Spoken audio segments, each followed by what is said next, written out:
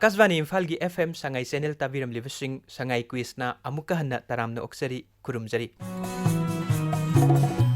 खुदोल तमजरी Sangai quiz की समगा हुम्फुनिफान सुब तांकक तांकक असिद पुजरकली ममांगी तांकक संगाई क्विज समगा हुम्फुतरेत सुबदा हंगजकिब वहांगसिंग अदुगी असुंब पाउखुम सुमना थाबिरकिब मियोइसिंग अदुगा तांकक सिगि ओइब वहांगसिंग मथंग खुदोल तमजरके संगाई क्विज समगा हुम्फुतरेत सुब तांकक की अहान बोइन हंगजकिब वहांग अदु हंदकता वर्ल्ड हेल्थ ऑर्गेनाइजेशन की मेंबरशिप तगे विड्रॉ तौरगे हाइना नोटिफिकेशन फीखिब लेबाक अदु करंबनो लेबाक असिना मेंबर ओइब तोखिबदा वर्ल्ड हेल्थ ऑर्गेनाइजेशन द पीगदौरिबा इंपैक्ट सि करिनो हौजिक वर्ल्ड हेल्थ ऑर्गेनाइजेशन की आर्टिकल 7 की मतुंग इन्ना लेबाक असिदा करि तौबा याबगे वहांग असिगे सुंब पाउखुम हाइजरके हाइरिबा लेबाक अदु the United States of America हाइरिबा लेबाक असिनी USA ना वर्ल्ड हेल्थ ऑर्गेनाइजेशन की मेंबर ओइब तोखिबदा वर्ल्ड हेल्थ ऑर्गेनाइजेशन दा टेक्निकल एक्सपर्टाइज सिंगी मांगजबा लोइना सही की फंडिंग सौराकना $1 मिलियन सामरी यांखैरोम असि मांगजगदौरिबनी हौजिक वर्ल्ड हेल्थ ऑर्गेनाइजेशन ना आर्टिकल 7 की मतुंग इन्ना लेबाक असिदा तौबा याबसे लेबाक सिगी हाइबदी USA की वोटिंग राइट सस्पेंड तौबा अदुगा वर्ल्ड हेल्थ ऑर्गेनाइजेशन की सर्विसिंग लेबाक असिदा फंगहंदबा सिनी अनि सुबो इन हंगजखिबा वहांग अदुना वहांग असी मणिपुर की निंगथौ अमकी मरमदनी महाकना सही मंगा निंगथौ ओइना पालमी महाकी हेक मतुंग सही मंगा निंगथौ पानखिदे मैदिंगु असी कनानो वहांग असी के सुंब पाउखुमना हाइरिबा निंगथौ असी मैदिंगु लाइरेनबनी संगाई क्विज समगा हुम्फुतरेत सुब तांककता पुन्ना मियोय हुम्फुतरा हुमदोइना पाउखुम थाबिरक्तुना सरुक याबिखि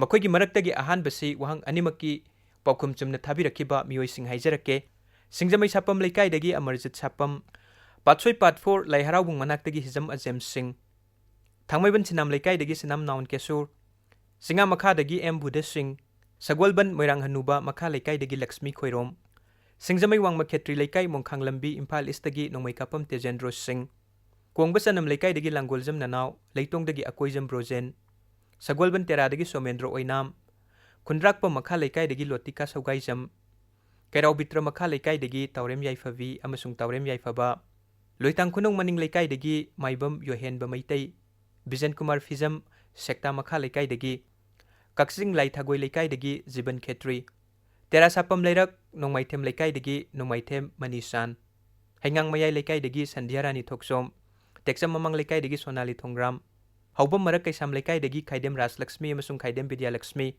सगोलबन खमनाम लेरकतगी मितलाउबी कैरक मयाइ लेकाइदगी थोंग्राम नोंपोक गानबा अमसुंग ब्रोजेंद्रो मैतै इरेंगबन मयाइ लेकाइदगी इसन सेनजम कैरक तोमाल मखोंगदगी रोमेन मैतै सिंगजमई वांगमा खेत्री लेकाइदगी संजय खेत्री मयुम कक्सिंग तुरेल वांगमा निंगथौ परेंगदगी गंगुली मोइरांगथेम सगोलबन खमनाम लेरकतगी असमला अमसुंग रोशनी अयांगपली मुतुम लेकाइदगी सोइबम लिलिन सिंह अमसुंग सोइबम सनु अनानिता मथंगसी अहान बोइना सरुक याबिरकपनी कक्सिंग सुमाक लेकाइदगिनी रानकुमार खेत्री मयुम रानकुमार संगाई क्विस्ता तरामना ओक्सरी लेप्तना सरुक याबिरउ कक्सिंग फोक्सुपात लेकाइदगी नोंमाइथेम एलिसा देवी कौक्ट्रुक मनिंग लेकाइदगी निंगथौजम फिलिप मंगांग कोंगबा खुनौ स्टैंडर्ड कॉलेज मनाक्तगी Khetrimayum Premjit Singh North Eastern English School Moirang Kampu साजेप्तगी एलियस लौक्राकपम कक्सिंग निंगथौ लेकाइदगी अहान बोइना सरुक याबिरकपनी नाउरेम अत्यारास तरामना ओक्सरी संगाई क्विस्ता लेप्तना सरुक याबिरउ अमसुंग कक्सिंग सुमाक लेकाइदगी खेत्रमयुम जयकुमार सिंह हाइरिबा मियोइसिंग असिना वांग अनिमकी पाउखुम जुमना थाबिरखिबा मियोइसिंग अदुनी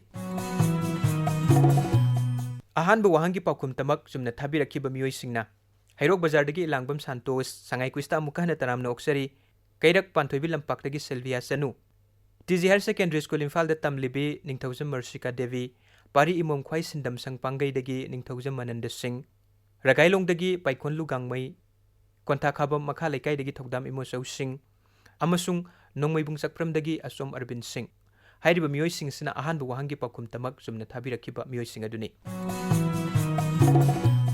अनिसुबा वाहंगी पाउखुम तमक जुमना थाबिरखिबा मियोइसिंगना तेलौ मनिंग लेकाइ इम्फाल ईस्टगी अहान बोइना सरुक याबिरकपनी सोइबम नाउबी देवी संगाई क्विस्ता तरामना ओक्सरी लेप्तना सरुक याबिरओ कैराव बित्र मखा लौक्राकपम लेकाइदगी लौक्राकपम सुबोल मथंगसी अहान बोइना सरुक याबिरकपनी बिजेन सिंह सलाम हाइना इबिरई लेफमदि हापिरक्त्रे तरामना ओक्सरी मथंगसु लेप्तना सरुक याबिरओ अमदि लेफम सुंसोय सोइदना हापिरओ लुवांग संगबम अवांग लेकाइदगी तोंग्रम सुनीता देवी थौबाल मैजिंग अवांग ममांग लेकाइदगी हसान सना M Kudungpokpi Maning Leikaidagi Oinam Suresh Singh, Yaripok Bisnunaha Wang Leikaidagi Thangjam Vijaya Devi, Haingang Maning Leikaidagi Panthoi Haisnam, Yaripok Chandrakhongdagi Wangjam Rita, Larigengba Makha Leikaidagi Nongthombam Singlem Baluwang amasung Haripriya Nongthombam, Tinungai Awang Leikaidagi Devdas Sidangmayum, Thawal Athokpam Makha Leikaidagi Akoijam Ghanesyam Singh, Porampat Chuthektagi Anjira Nabir, amasung Aroibada Kepi School-dagi Phizam Sara amasung Loibi.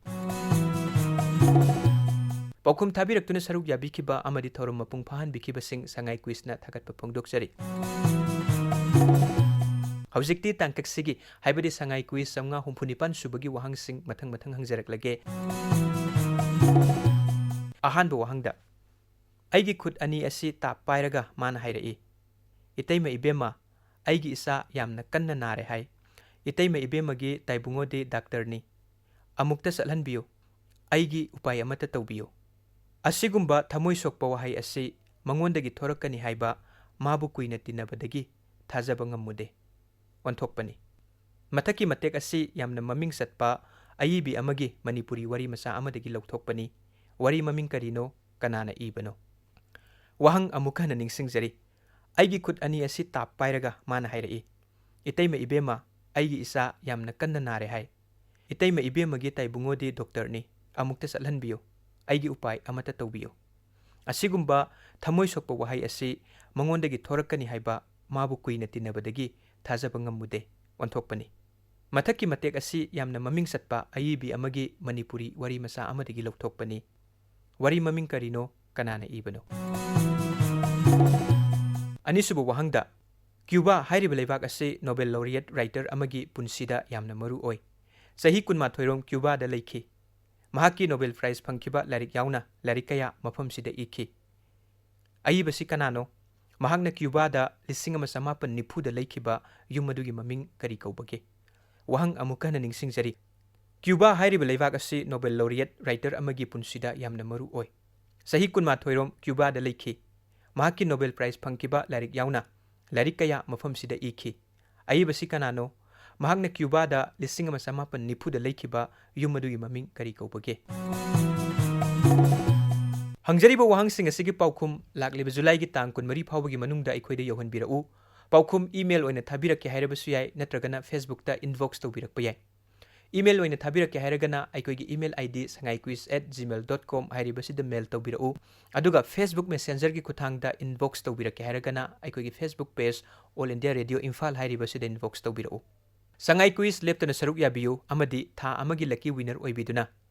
Lilong Sajing Mairen Khongda leiba Leisangthem Bizen Carpentry Works ki proprietor Leisangthem Bizen ne sponsor tauba prize ki mapu oibiyo.